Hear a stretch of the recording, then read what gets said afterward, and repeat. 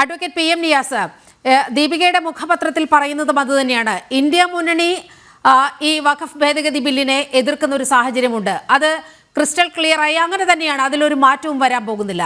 പക്ഷേ മുനമ്പം ജനതയെ ഓർത്തുകൊണ്ട് നിങ്ങൾ ആ നിലപാടിൽ നിന്ന് ഒന്ന് പുറകോട്ട് പോകണം എന്ന് ക്രൈസ്തവ സഭ അപേക്ഷിക്കുമ്പോൾ നിങ്ങളുടെ MP-മാർ അത് ചെവിക്കൊള്ളുമോ ഇല്ലയോ? അത്തരത്തിൽ ഒരു ധാരണ രൂപപ്പെട്ടിട്ടുണ്ടോ? അത്തരത്തിലൊരു തീരുമാനം നിങ്ങളുടെ മുന്നിൽ ഉണ്ടാകുമോ ഈ വൈകിയ വേളയിലെങ്കിലും? നമുക്ക് ഞങ്ങൾ കൃത്യമായി പറഞ്ഞല്ലോ, ഇന്ത്യയുടെ ഭരണഘടനയിലെ ന്യൂനപക്ഷ അവകാശങ്ങൾ നിലനിർത്തിക്കൊണ്ട് മുന്നോട്ട് പോകുന്നതിന് ആവശ്യമായ നടപടികൾ എടുക്കും. KCBCയുടെ അഭിപ്രായങ്ങൾ ഞങ്ങൾ സസൂക്ഷ്മം പരിശോധിച്ച് ആവശ്യമായ തീരുമാനങ്ങൾ ഞങ്ങൾ കൈക്കൊള്ളുക തന്നെ ചെയ്യും. പിന്നെ നേരത്തെ എൻ്റെ കാസയുടെ സുഹൃത്ത് പറഞ്ഞു ഈ കർണാടകത്തെക്കുറിച്ച്, താങ്കളും പറഞ്ഞു കർണാടകത്തെക്കുറിച്ച്. താങ്കൾ മനസ്സിലാക്കേണ്ടത് ഗുജറാത്തിൽ താങ്കളുടെ പ്രധാനമന്ത്രി, ഇന്ത്യയുടെ പ്രധാനമന്ത്രി 2022 70 ജാതികൾക്ക് OBC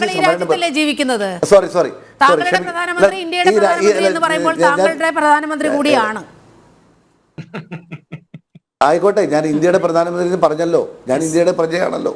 താങ്കളുടെ പാർട്ടിയുടെ പ്രതിനിധിയാണ് ഉദ്ദേശിച്ചത്. അപ്പോൾ അതുകൊണ്ട് ഇന്ത്യയുടെ പ്രധാനമന്ത്രിയായ നരേന്ദ്രമോദി ഗുജറാത്തിൽ 2022 70 ജാതികൾക്ക് OBC സംവരണം ഏർപ്പെടുത്തി. 2024 ആന്ധ്രാപ്രദേശിൽ TDPയും BJPയും മുന്നണിയായിട്ടാണ് മത്സരിച്ചത്. അന്ന് അവരുടെ പ്രകടന പത്രികയിൽ പറഞ്ഞു 4% സംവരണം ഏർപ്പെടുത്തുമെന്ന്. 2024 മെയ് മാസം 2-ാം തീയതി അത് നടപ്പിലാക്കി. ഇന്ത്യയുടെ ആർട്ടിക്കിൾ 16(4) പ്രകാരം ഇവിടെ സംവരണത്തിന്റെ സംവിധാനമുണ്ട്.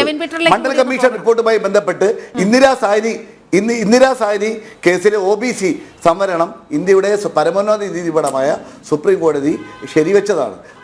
നേരത്തെ താങ്കൾ പറഞ്ഞു ഇതൊക്കെ ഭരണഘടനാ വിരുദ്ധമാണെന്ന് താങ്കളും കാസയുടെ പ്രതിനിധി പറഞ്ഞുകൊണ്ടാണ് ഇത് പറഞ്ഞത്.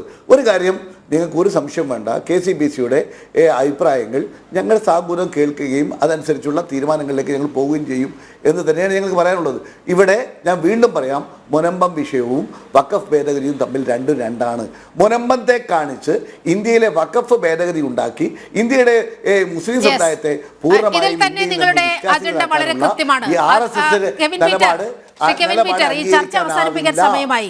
ഇതിൽ തന്നെ വളരെ കൃത്യമല്ലേ മുനമ്പത്തുകാരോട് ഈ കോൺഗ്രസ് ഒരു തരത്തിലും നീതി കാണിക്കാൻ പോകുന്നില്ല എന്ന്?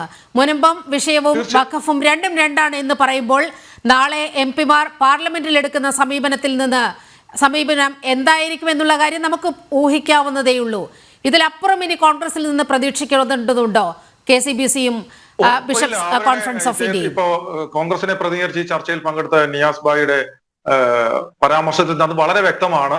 അവർ നാളെ വഖഫ് നിയമ ഭേദഗതിയെ എതിർക്കും എന്ന് തന്നെയാണ്. ആ എതിർക്കുന്നതിന്റെ ഒരു കാരണമായി അവർക്ക് പറയാൻ വേണ്ടിയിട്ടുള്ള ഒരേ ഒരു കാരണം മാത്രമാണ് വഖഫ് നിയമവും മുനമ്പം വിഷയവും രണ്ടാണ് എന്നുള്ളത്. പിന്നെ KCBCയുടെ പരാമർശത്തെ കുറിച്ച് നിങ്ങൾ വളരെ ആദരവോടുകൂടി സംസാരിക്കുന്നത് കണ്ടു. നിങ്ങളുടെ കോൺഗ്രസിന്റെ ഭാഗത്ത് നിന്നും ഞങ്ങൾ അത് പഠിക്കാമെന്നോ അല്ലെങ്കിൽ KCBCയുടെ വികാരങ്ങൾ ഉൾക്കൊള്ളാമെന്നുള്ള പരാമർശമാണോ ആ KCBCയുടെ അഭ്യർത്ഥന പുറത്തു വന്ന ഏതാനും മണിക്കൂറുകൾക്കുള്ളിൽ വന്നത്? അല്ലല്ലോ. ഈ നിമിഷം വരെ അങ്ങനെ ഒരു നിങ്ങളുടെ ഭാഗത്തുനിന്ന് ഒരു പരാമർശം ഉണ്ടായോ? ഇല്ലല്ലോ. പകരം വഖഫ് നിയമ ഭേദഗതിയെ എതിർക്കുമെന്ന് വളരെ ധാർഷ്ട്യത്തോട് പറയുകയല്ലേ ഉണ്ടായത്. ഇന്ന് നോക്കൂ, മറ്റേ ഡീൻ കുര്യാക്കോസ് എമ്പുരാൻ എന്ന സിനിമയ്ക്ക് വേണ്ടി അടിയന്തര ഇല്ല, താങ്കൾ എന്താണ് പറഞ്ഞത്? പിന്നെ വളരെ വ്യക്തമായിട്ടല്ലേ പറഞ്ഞു. ഞങ്ങളുടെ നിലപാട് നാളെ 8 മണിക്ക് എടുക്കും. ഇന്ത്യയുടെ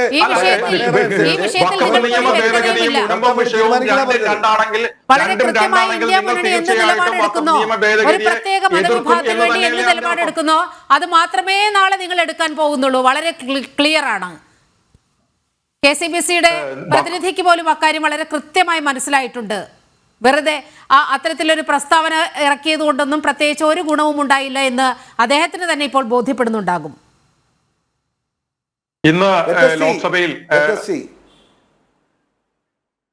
അല്ല, വളരെ വ്യക്തമാണല്ലോ. ഇപ്പോൾ താങ്കൾ തന്നെ പറയുന്നു വഖഫ് നിയമ ഭേദഗതിയും മുനമ്പം വിഷയവും തമ്മിൽ ഒരു ബന്ധവും ഇല്ല എന്ന് പറയുമ്പോൾ നിങ്ങൾ തീർച്ചയായിട്ടും വഖഫ് നിയമ ഭേദഗതിയെ എതിർക്കും എന്ന് തന്നെയാണ് അതിന്റെ അർത്ഥം. അപ്പോൾ നിങ്ങൾ പറയുന്നത് KCBCയുടെ നിലപാടിനെ നിങ്ങൾ തള്ളിക്കളഞ്ഞു എന്ന് തന്നെയാണ് അതിന്റെ അർത്ഥം. നിങ്ങൾ ഇന്ന് നിങ്ങളുടെ കോൺഗ്രസിന്റെ MP-മാർ ഡീൻ കുര്യാക്കോസ് ഒക്കെ ഇന്ന് എമ്പുരാൻ സിനിമയുടെ വിഷയം സഭ നിർത്തിവെച്ച് ചർച്ച ചെയ്യണമെന്ന് പറഞ്ഞിരിക്കുന്നു. അടിയന്തര പ്രമേയത്തിന് നോട്ടീസ് കൊടുത്തു. നിങ്ങൾക്ക് നാണമില്ലേ? ശതകോടീശ്വരന്മാരായ പൃഥ്വിരാജിന്റെയും മോഹൻലാലിന്റെയും ഗോകുലം ഗോപാലിന്റെയും വിഷയത്തിൽ കാണിക്കുന്നതിന്റെ 100-ൽ-1 അംശം നിങ്ങൾ ആത്മാർത്ഥത ഈ മുനമ്പത്തെ ഈ ജനങ്ങളുടെ വിഷയത്തിൽ കാണിച്ചിരുന്നെങ്കിൽ അല്പമെങ്കിലും നിങ്ങൾക്ക് ഉളുപ്പുണ്ടോ?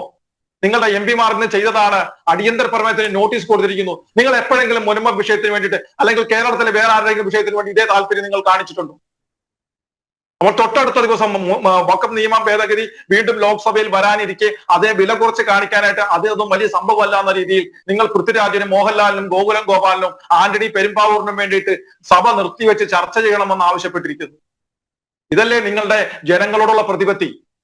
കേരളം നേരിടുന്ന ഏക നീറുന്ന പ്രശ്നമാണല്ലോ എമ്പുരാൻ സിനിമയെ കട്ട് ചെയ്ത വിഷയം അല്ലേ? അപ്പോൾ എനിക്ക് അവസാനമായി പറയാനുള്ളത്, നിങ്ങൾ ആ സിനിമാക്കാരോട് കാണിച്ച ആ ശതകോടീശ്വരന്മാരോട് കാണിച്ചതിന്റെ 100-ൽ-1 സാമാന്യ മര്യാദയെങ്കിലും മുനമ്പത്തെ ആ ജനങ്ങളോട് കാണിക്കണം. അല്ലാതെ ഇനിയും നിങ്ങൾ ഇളിച്ചുകൊണ്ട് ഞങ്ങൾ നിങ്ങൾക്കൊപ്പമാണ് എന്ന് പറഞ്ഞുകൊണ്ട് ആ സമരപ്പന്തലിന്റെ പരിസരത്തേക്ക് നിങ്ങൾ വരരുത്.